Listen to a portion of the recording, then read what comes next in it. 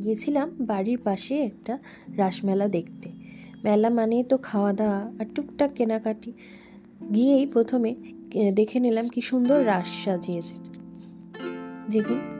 তারপরেই গেলাম কিছু কানের দুল দেখতে।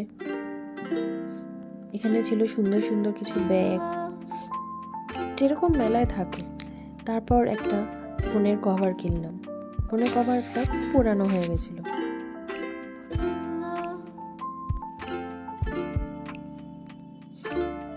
দেখুন কত রকমের পাঁপড়, আচার এইসব পাওয়া যায়।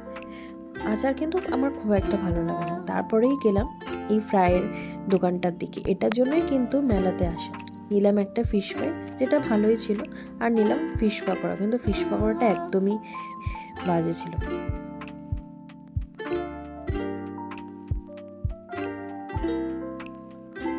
মেলাতে যাবো আর